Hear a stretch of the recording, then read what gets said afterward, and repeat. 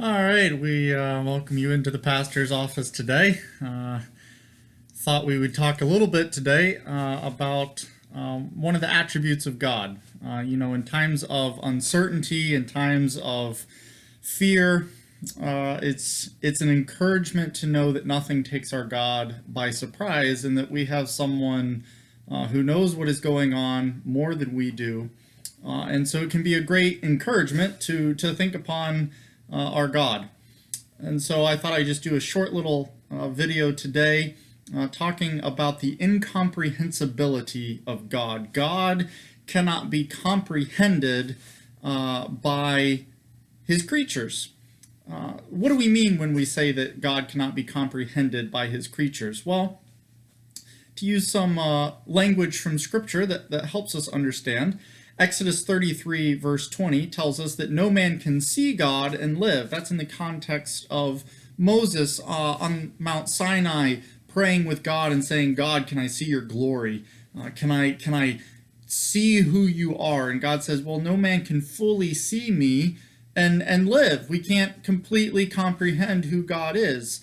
Paul speaks of it in 1 Timothy 6 verse 16 as God dwelling in unapproachable light. There's God cannot be approached by mere creatures. It's like the sun, the way that the sun would burn us up if we were to fly into the sun, the way the sun would burn our eyes if we were to look straight at the sun. That's an analogy for what it would be to see God in all that he is. It's just he is too great for us to completely, fully, comprehensively know.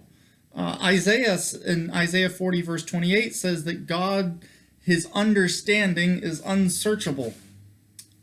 Again, something of the depth of who God is. There's no way to fully wrap our arms around everything about who God is. There's no library that can contain all the books that would exhaust the topic of who God is. There's no mere human being who can fully plummet the depths of who God is. God cannot be comprehended.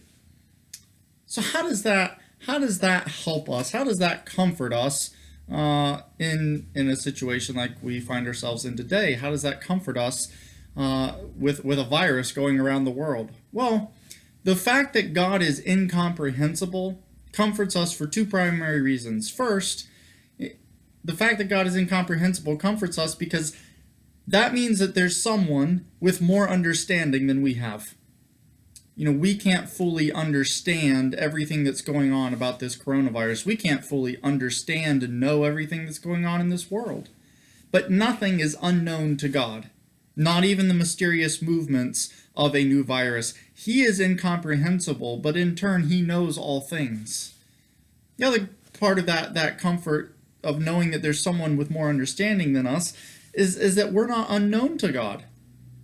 He fully comprehends every detail of our lives. Just because we cannot fully comprehend God does not mean that he cannot fully comprehend us. No, he fully comprehends who we are. Every detail of our lives, including the chaotic upheaval of what's going on in our day-to-day situations, our uncertain schedules, our stir craziness of being shut in and shut off from people. God knows it all. There's not a single detail that is unknown to him.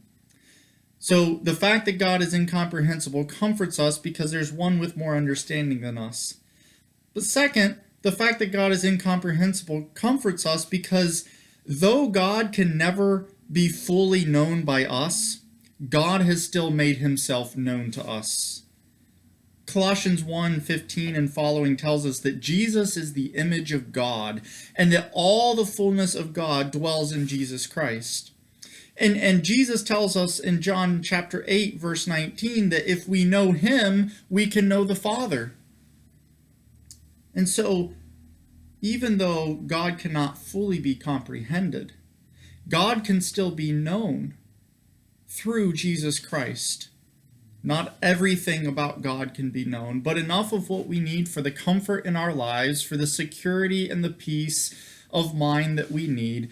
Everything for this present moment is given to us in Jesus Christ. And Jesus points us to the great and the majestic God who knows all in this world, who is incomprehensible, and yet is comforting and caring and knowledgeable and comprehending of the situation in which we find ourselves. Hope that's encouragement for you today as you reflect upon the greatness of our God.